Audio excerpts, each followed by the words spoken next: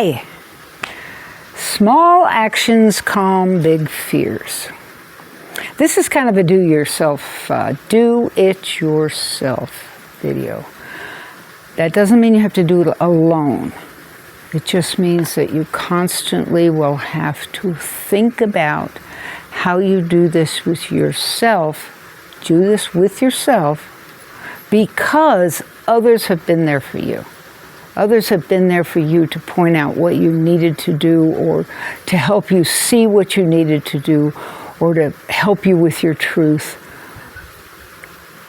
They've given you the confidence. They've given you the community. They've given you the sense of who you are. But you have to do it yourself, because you have to love yourself. Tough one. Small actions calm big fears. That's the title. And what that means is creating emotional intelligence. In resistance. With intelligence, you're going to create emotional resistance. This is a tough one. This is really difficult because I'm putting a lot on you. I'm asking you to first feel compassion for yourself. Love yourself. Get clarity. And a lot of times that clarity will come from other people who say, wow, you are really awesome. Golly, this isn't about being tough. This isn't about ignoring a situation. This is about having absolute clarity, truth. Absolute truth on where you're going. Okay? And then accepting the responsibility. Not thinking that you have to have someone next to your side, but that you know you have people in your corner. And then your action. Okay, now I'm going to read this. Emotional resilience is the ability to stay present and responsible when the world is absolutely unstable. And that's what we're facing right now. The reason so many of us are so upset is there's so many things going wrong right now. So we all need tools, little tools in our toolbox, ideas on how to stay together, hold it together. Not because stiff upper lip, not strongness, no. The lack of self-sabotage. Wow, we are so good at self-sabotage. I'm just a failure, I can't do anything right. Okay, part of where that comes from is, I've hurt my kids because I was a drunk. Okay, you have. It's over. It's behind you. I hurt my dog, I hurt my house, I hurt my husband, I hurt my relationship, I hurt my job, I lost my job. Whatever it is behind. I went to jail, I have a DUI, it doesn't matter. It's behind you.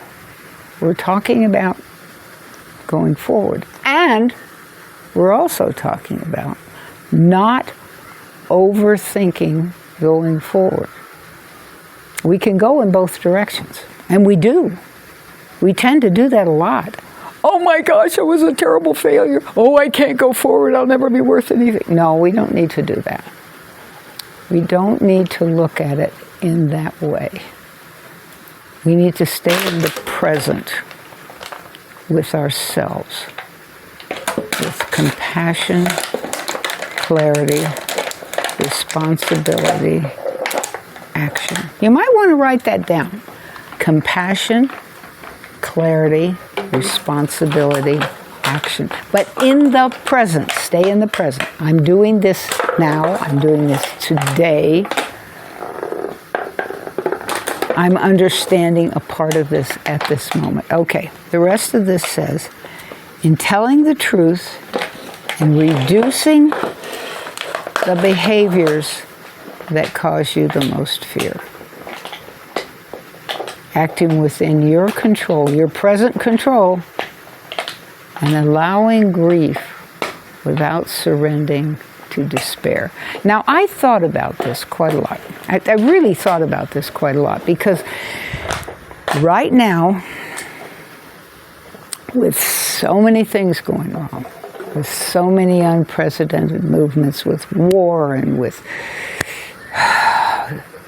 concerns about stability and economic stability, supply chain stability, leadership stability, all these things going on make it very, very, and the lack of agreements and cooperation and trust. Oh my gosh, there is so much lack of trust right now.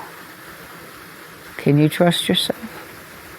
Now, many times we'll say, no, I can't trust myself. I have these rambling thoughts in my face at night when I try to go to sleep. It's just, oh.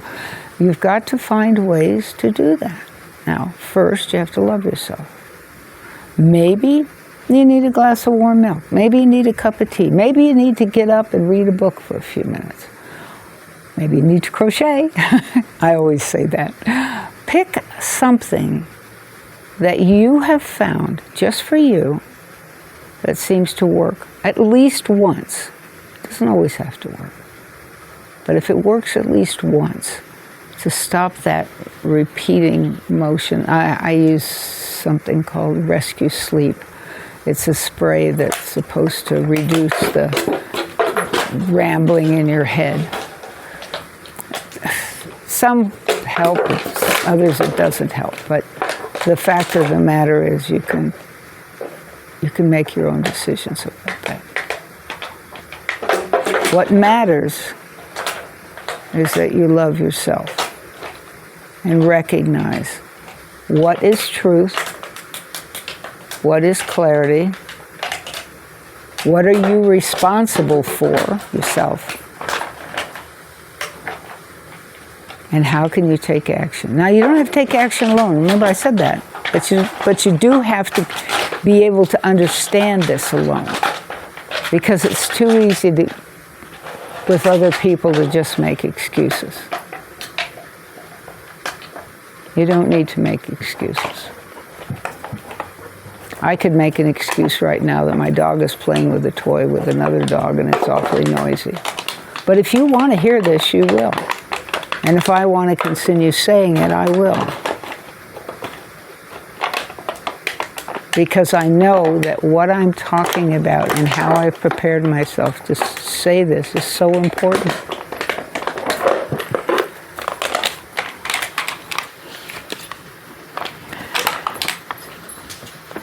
Self-destruction, self-sabotage. Oh, this is so common. And excuses. We don't need to hear excuses. You know, one of the things I think about some of my friends and how I've had to separate from some people. I have one friend, when everything goes haywire, she goes to bed. She's the greatest procrastinator I've ever known in my life.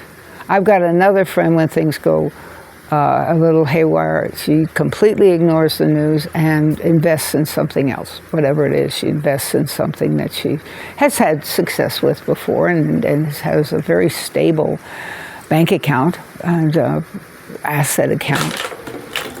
We all do something. Those of us who've turned to drugs or alcohol or smoking or overeating or gambling or whatever have turned to those to reduce the pain of facing our own selves and trying to protect ourselves from whatever kind of disconnect is going on. But we can do this alone. We just have to be able to understand it alone. So when it hits you in the middle of the night, if there's not a meeting to go to or somebody you can call, you need to try this alone, because you need to love yourself. And it's hard.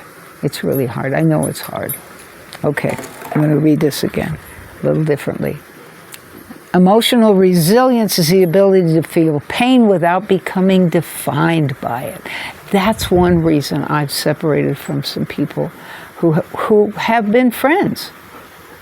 I mean, people I've cared about, but they don't make me feel good about myself. One gal always finds something wrong with me. The other one is always making excuses for herself and expecting me to pick up the slack. So what good does that do? I need to work on myself. This is about yourself. This one. right? Calming fears. Okay, that's what we're about. Calming fears. Fears about what you did wrong yesterday and what might happen tomorrow. Doesn't matter, either way. But and not being just stiff upper lip, okay? This isn't about strength. This is about resilience. This is about being able to say, well, I've been through this before. I can do this. Or, you know, when my uncle was here the other day and he looked at me and said, you know, I've always been proud of you. Wow, I just felt like so good. Or when my close friend came by and said, you know, I've always told my daughter you're a good example to look up to. You understand that the things that go wrong in life and you go forward with the things you know are right. Wow. Okay, take that with you. Don't leave it there. Take it with you. And when you're laying there in bed at night and can't sleep, or when you're trying to relax and read a book and things keep going through your head, think about what that person said to you. And think about what I'm saying to you. Don't self-sabotage. You can't change the past. And you can't predict the future. You can try. You can read the tarot, and you can look at astrology, and you can call your friend who maybe is a statistician, I don't know. You can listen to the news and try to figure it out. But you can't really tell what is exactly going to... You can't tell how you're going to feel. Now, that's one thing. We've got to acknowledge grief, and we have to acknowledge despair. But that doesn't mean we go crawl in bed. That doesn't mean we hide in the closet. When we're a child, we can hide in the closet, but not now. Not now. It's time to look. What am I doing to bother myself? What am I doing to put a rock in the way that I fall over it when I'm walking down the path? And if I move it, how am I going to feel different? Now, despair doesn't mean you can't go take a nap. Yes, you can. You should. You should take a nap. You should eat well. You should do all the things that all the nutritionists tell us, and all the medical doctors tell us, and all the fitness trainers tell us, and everything like that. You should do those things, of course. It just helps. Gives you another leg up. And including what the Buddhists or the monks or the personal trainers, how find your new identity, transition clearly, whatever guru you have in your life. Sure, you should do those things. And they will say things like, take people out of your lives that are gaslighters, narcissists, who are doing things just to confuse you. Do that. It's wise. It really is. But the main thing I'm talking about is resilience, which is adapting. Adapt to situations by acknowledging that the things you've done in the past are past. You can apologize for them. That's okay. Sure, if you feel like it, if it's sincere. Truth, remember the truth, word truth in there? Yeah, okay. And then look towards the future, not painting a bad picture, even though it looks like nuclear bomb is going to hit you any minute. It's coming down. You can see it. Probably not. No, you've got time enough to go get in a bubble bath. You've got time enough to sit down and have a cup of tea. You've got time enough to realize what you did right today, what went well today, what gratitudes you're feeling, and what hope. You can have hope. Even when everything looks dark, you can still have hope. It's a little bit of hope, and maybe it's a false hope. But if that's what you feel like doing, do what you need to do not to sabotage yourself. It doesn't mean you're Pollyanna and you're pretending that everything's going to be just fine. This is probably not. Things happen. Everything happens. Every day there's different changes. Okay, let's see what my notes say here now. We talked about, despair means not stopping acting. Okay. Stop behaviors that make your fear worse. Yeah. If you're doing something that makes you more afraid, stop doing it. Resilience begins with compassion. We must acknowledge the pain honestly. Remember the truth. But compassion is not indulgence. Once we feel steady, we take a responsible step. And that's how strength grows. Not stubbornness, not ignoring, not denial. Strength. The ability to see a way around the challenge that you're faced. To see a way that you can go forward. To see the way that you can avoid anger. Oh man, that has been such a battle for me. I have PTSD, like my husband. He explodes a lot. Yeah, really a lot. That's part of the reason I do this. Because when I speak words have power. When I speak words to you, I hear them. When I look at the paper and I read something and I read it to you, I hear it. And I remember some of that. And if I don't remember it, I can turn the video on and listen to it again, can't I? The point is being ready, willing, and able to avoid self-sabotage, to avoid despair,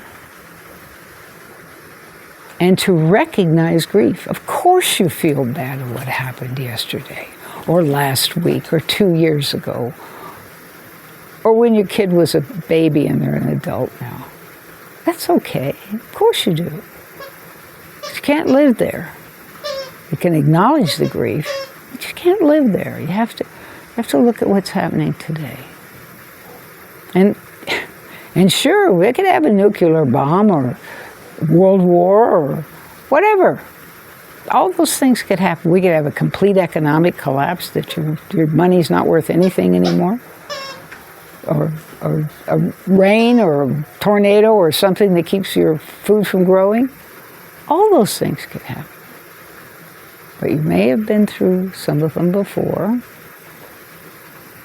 And you're here, so you may have survived something before. You may have built up some resilience you don't even recognize. You may have built up some self-love that you don't recognize. Ooh, remember, first word's compassion. You need that self-love. You got to start with that. Then clarity. That's the truth that you're telling yourself. And then responsibility. I want to be responsible for myself. I want to know I have a community. I want to know there's some people out there who tell me I'm wonderful, I'm good, or I'm strong, or I'm smart, or whatever it is. But not like the narcissist who has to hear that every day. No, you just have to hear it once in a while and remember it. That's what's important. Remember it, not constantly having your ego pumped up. Your ego is going to be strong if you can recognize what's in the past is in the past, what's in the future you have no control over, most of it. But what's right here, right now, is you. And loving you means you don't have to have somebody pump your ego up every 15, 20 minutes. Recalling what someone said last week or last year or last month. That's enough. But remember that you can do this. You can be resilient. You can adapt. You can recover. You can overcome fears. You can avoid just dropping yourself in bed and covering up your head and denying that anything was going on, or turning your television off and never looking at it because you know something is happening. You could do that. But it makes more sense to take a short nap, get up, feeling alert, check the news. You don't have to sit there and watch it for hours. Just check it, see what's going on. Decide whether or not you need to bombard yourself in the house or buy a gun or whatever. Fireworks, a bomb. I'm being serious, really. Decide what you need to do for you. For you. If you're frightened about supply chains, buy some extra rice or lentils or something that you can keep so you know you've got food. If you're worried about water, catch some water. Catch it off the roof. You can always boil it as long as you've got gas. Better get an extra gas tank. That would be a good idea. Or solar panels so you can use electricity. Whatever you need. And don't let other people tell you what you don't need. Do what you need, what you feel makes you feel safe. That is the most, there's a 4-letter word that means the most in the world to you. How do I feel safe? It used to be when my uncle was around, or my grandfather, or my dad. Well, not always my dad, but hardly ever my mother. I remember one time that I felt safe with her, only once, and it was only for a few minutes. We all have memories of somebody who's been there for us, or some time when we felt safe. If you have to, visualize being back there. And then do whatever you need to do in your present day. This is about being present in the day, not yesterday, not last week, not 6 months in the future. Present day, how do I feel safe today? If you can do that, you can be resilient. And regardless of what comes along, even if you have to lean on somebody else at the last moment, no, there's nothing wrong with that. Because that other person is leaning on you and probably was waiting for you to call. So do it. Love yourself with compassion. Look at yourself with clarity. Decide what you're responsible for and do it until you feel safe. Until you know that you're doing everything you can to help yourself. Good. Now, if you have a question, put it down. If I don't know the answer, just put it in the description. I'll look it up. I love to research. While you're down there, look at our nonprofit. Our nonprofit has been around for 34 years. We've done a lot of good, helped people, and really enjoyed it. We love doing that. It's fun. And if you're down there, looking around, look at our art. A friend of mine and I, both of us over 75, are making art to remind people to take care of the earth, because after all, there's no planet B. So if you want something to help you remember to take care of the earth, stop by and take a look at what we have. And hopefully I'll see you again. Thanks for being here.